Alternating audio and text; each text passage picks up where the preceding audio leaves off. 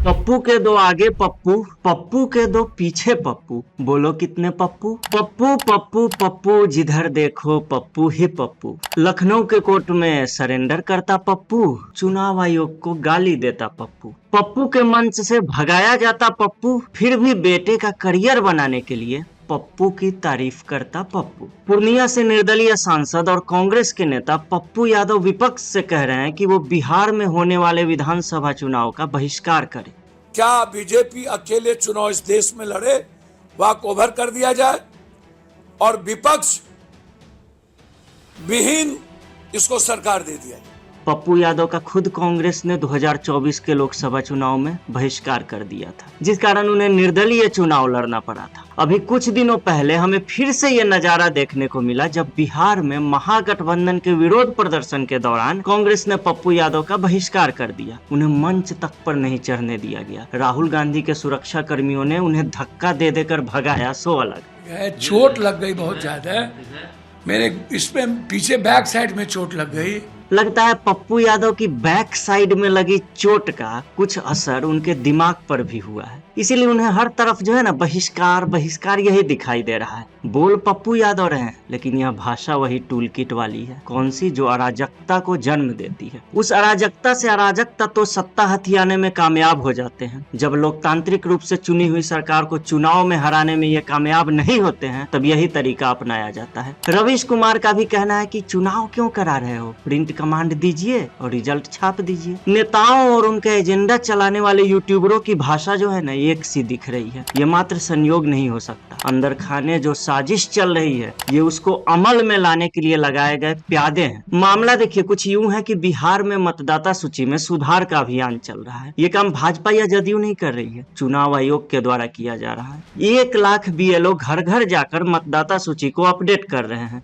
खास बात यह है कि राजनीतिक दलों द्वारा नियुक्त 1.5 लाख बीएलए भी इस कार्य में उनकी सहायता कर रहे हैं। जाहिर है इनमें विपक्षी दलों के भी एजेंट्स हैं। क्या पप्पू यादव ये कहना चाह रहे हैं कि कांग्रेस द्वारा नियुक्त बूथ लेवल के एजेंट्स ठीक से अपना कार्य नहीं कर रहे हैं? जब प्रक्रिया में खुद कांग्रेस पार्टी शामिल है, फिर भी अगर उसे दोष दिख रहा है तो इसका ठीकरा तो कांग्रेस पर भी फूटना चाहिए ना। चुनाव का बहिष्कार करने वाला टूल किट इनका आजमाया हुआ है। पिछले वर्ष बांग्लादेश में खालिदा जिया की पार्टी बीएनपी ने आम चुनाव का बहिष्कार किया था। इस टूल किट पर चलते हुए विदेशी ताकतों की मदद से पहले चुनाव विरोधी माहौल बनाया जाता है। जैसे बांग्लादेश में यूरोपियन यूनियन के एम्बेसडर चार्ल्स व्हाइटली ने एक पत्र लिखकर चुनाव की विश्वसनीयता पर सवाल उठाया। इसी तरह जनवरी 2019 में लंदन में सैयद शुजा नामक शख्स ने कथित ईवीएम हैकिंग का लाइव डेमो दिखाया। ये ऐसा डेमो था कि वामपंथी मीडिया पोर्टलों को भी कहना पड़ा कि इतना गलत कैसे हो सकता है भाई। पप्पू यादव भी इसी भाषा में बोल रहे हैं। वो कह रहे हैं कि दुनिया को पता तो चले कि भारत कितना लोकतांत्रिक है। विडंबना देखिए, एक ऐसा नेता ये सब कह रहा है जो खुद 2% से भी कम अंतर से जीतकर लोकसभा पहुंचा है। ये खेल अभी कोई शुरू नहीं हुआ है। पिछले वर्ष जब महाराष्ट्र विधानसभा चुनाव में महायुति गठबंधन की जीत हुई, तब भी ऐसी ही साजिश रची गई थी। इसी महाराष्ट्र में जब लोकसभा चुनाव में एमवीए की जीत हुई थी, तब ईवीएम और चुनाव में छेड़छाड़ की जो चर्चाएं हैं ना, थम गई थी।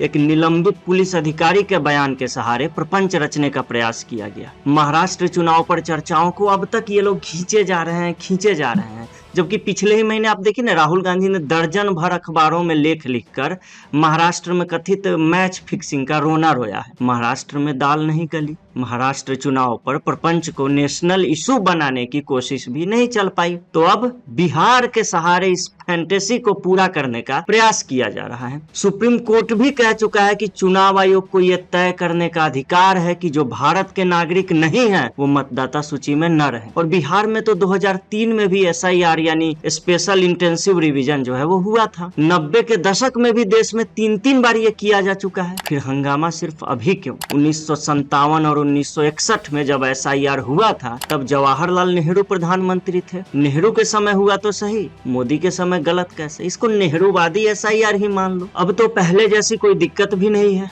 सब कुछ ऑनलाइन भी उपलब्ध है। voters.eci.gov.in पर जाकर फॉर्म भरकर कोई भी व्यक्ति गणना प्रपत्र को भर सकता है। जो कामकाज या पढ़ाई के सिलसिले में बिहार से बाहर रह रहे हैं, उनके लिए भी ये विकल्प खुला है। मैंने भी ऐसे ही अपना नाम दर्ज कराया है। असल में इनकी पूरी योजना वो करने की है जो ये किसान आंदोलन के दौरान नहीं कर पाए, जो ये शाहीन बाग उपद्रव के दौरान नहीं कर पाए। किसान आंदोलन के दौरान भी इंटरनेशनल टूल किट चला था, जिसमें गायिका रिहाना, पॉर्न स्टार मियां खलीफा, इन सब के पोस्ट्स आए थे। अब पप्पू यादव ने शुरुआत की है, देखते हैं किन किन के पोस्ट्स आते हैं। जब से इन्होंने बांग्लादेश की चुनी हुई प्रधानमंत्री शेख हसीना को दूसरे देश में शरण लेते हुए देखा है, तब से इनकी बाँछें खिली हुई है। जब अराजकता के कारण शेख हसीना को बांग्लादेश छोड़ना पड़ा था, तब इन्होंने भी तो प्रधानमंत्री नरेंद्र मोदी को देश से बाहर शरण लेने के लिए मजबूर करने के सपने देखे थे। तभी ये अराजकता को युवा क्रांति बताकर उसका समर्थन कर रहे थे, लेकिन हिंदुओं के नरसंहार पर चुप थे।